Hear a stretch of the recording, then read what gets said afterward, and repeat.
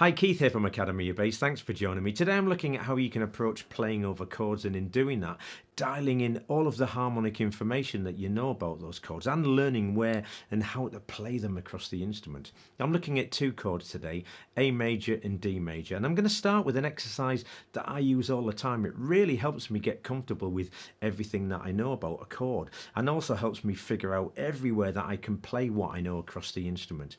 And when I show you this, it's really going to help you out when it comes to creating great sounding bass lines of your own.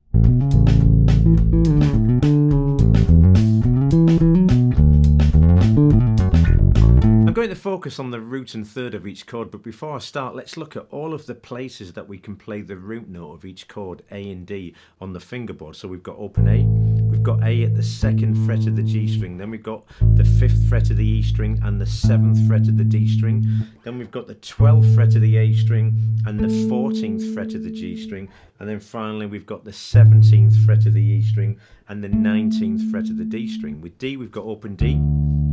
We've got D at the 5th fret of the A string and the 7th fret of the G string, the 10th fret of the E string and the 12th fret of the D string, and then finally the 17th fret of the A string and the 19th fret of the G string. Now, if you're not particularly confident working above the 12th fret, it doesn't matter, just work up to the 12th fret. But I will say, everything up here is just a repeat of what you've played down here, so hopefully by the time I've shown you all of the things that I want to look at in this lesson, that will be a starting point of helping you feel a little bit more comfortable playing in this part of the fingerboard.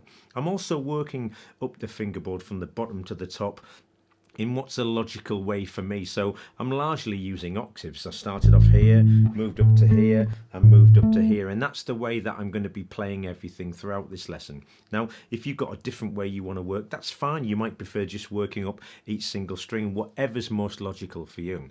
One thing I will say about the octave shape is that it's super important. In fact, it's one of the most important shapes for us bass players, and it's also a great shape for helping you find your bearings and find notes. As long as you know the shape and you know the name of the first note, the top note is exactly the same. Now, just before I do start playing, there's a completely free PDF for this lesson that's got everything in that I'm going to be playing, notated in both standard notation and tab, and there's also a bunch of fingerboard diagrams too, and I've included all of the backing tracks that I'm going to be using in this lesson as part of that download.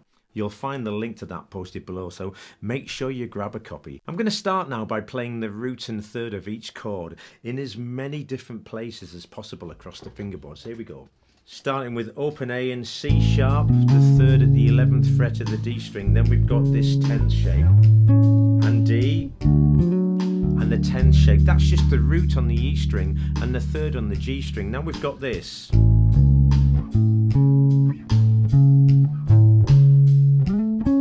D. Now it's the 3rd on the same string as the root.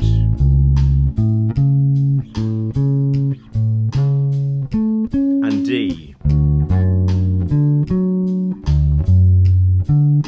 Now it's the root on the G string and the 3rd down a string. And D.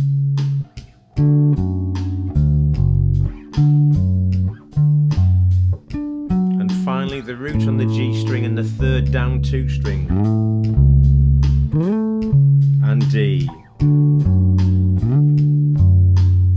The 6 shapes that I played there are key to helping you play over any major chord anywhere on the fingerboard. So I started off by playing open A, and I played C sharp, the 3rd, at the 11th fret of the D string. You can only use this shape with the open strings, so we've got E, A, and D. Then I played this, which is the 10th, so we've got the root A at the 5th fret of the A string and the 3rd C sharp at the 6th fret of the G string. Then it was this shape, which I'm sure you've played many times, so we've got A, 5th fret of the E string, and C sharp, the 3rd at the 4th fret of the A string.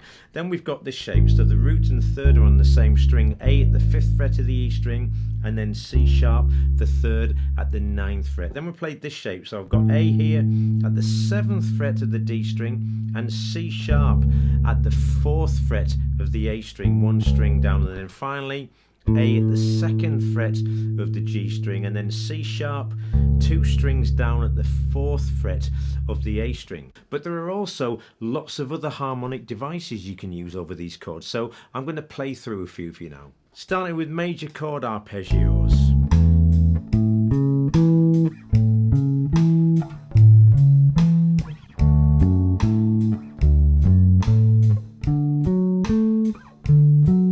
Different pattern.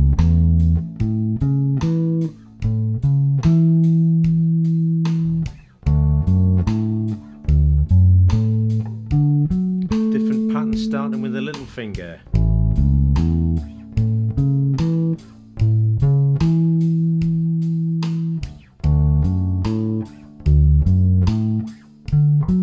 Major pentatonic scale.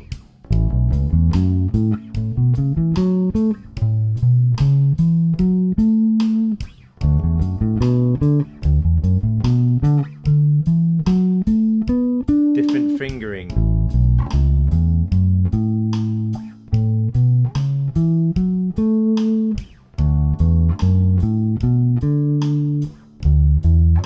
Different fingering again.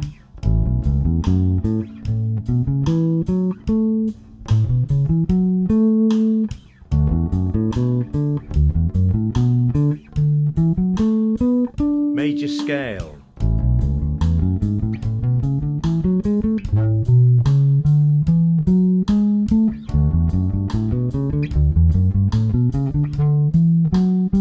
Different fingering.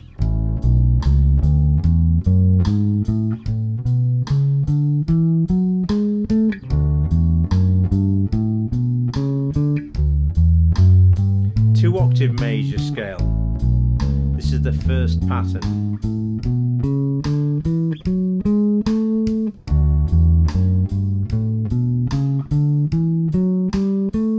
And the second one.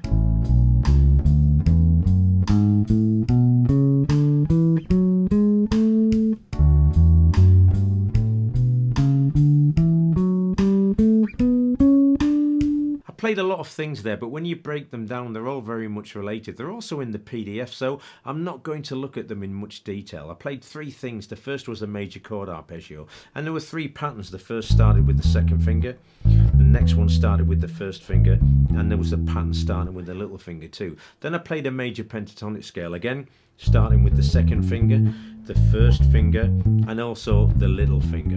And finally I finished off with a major scale, played firstly with the 2nd finger and then the 1st finger, and I played that major scale over 1 and 2 octaves. But I always like to offer practical solutions in my lesson, so I'm going to show you how we can use some of those root and third combinations now to create some bass lines, and hopefully I'm going to play something that sounds interesting to you and that you can take and use in your own playing.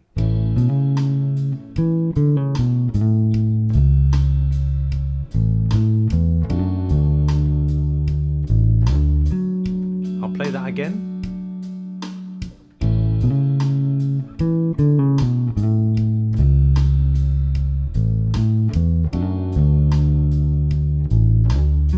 Play something different now.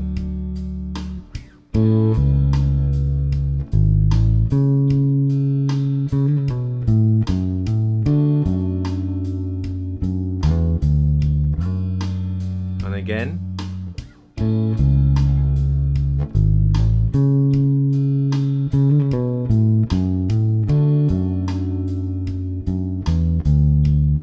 Put those 2 lines together.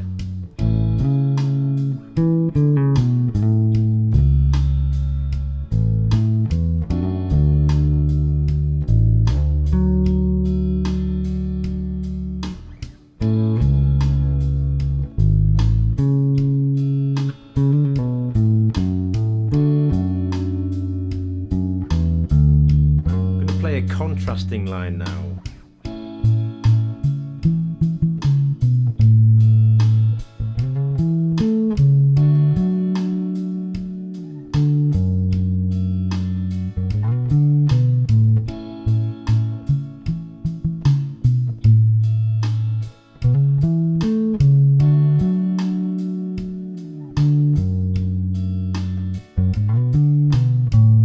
That that was just a really quick example of how to connect chords using only roots and thirds, and I tried to use as many of the shapes that we learned earlier in the lesson. I started off with open A and played the third C sharp at the 10th fret of the D string. Then it was this shape, so we've got C sharp, the third, 2 strings down from the root. Over D, it was this shape, but in reverse, and also used the 10 starting from D at the 10th fret of the E string. Starting again with A, we started the second part of the line with this shape, and then played the 10th. And then over D, it was this shape where we've got the third F sharp, 1 string down from the root. And I finished that line by playing the root and third on the same string. In the second part of the line, used a major chord arpeggio and the root and third on the same string. Over D, it was this shape starting from D at the 15th fret of the A string, and I finished that line off by playing this shape from D at the 12th fret of the D string. So each of those 2-note cells connects with other cells that are played in different places, and once you get comfortable and confident with this way of playing, it's going to help you play fluently over chords. And if we were playing over a chord progression with more chords, it would really help us move between chords and connect them better. But as I said earlier, I always like to show practical ways of using things in my lessons, so I'm going to use these 2-note cells again now, but in chord progressions where there's more chords, and also playing in a few different styles. Now every single thing that I'm playing is fully notated and analysed in the PDF, so I'm not going to be breaking them down, so don't forget to grab a copy of that.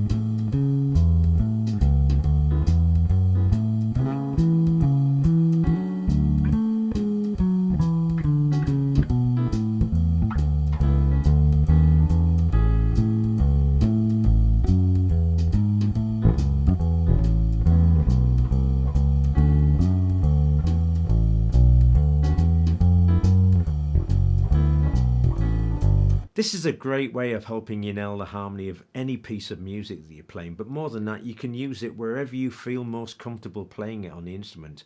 I really do hope that you've enjoyed this lesson. If you have, give me a shout out and let me know in the comments. Make sure you grab the PDF too. The link to that's posted below. Thanks for joining me. Look forward to seeing you again, and in the meantime, happy practicing.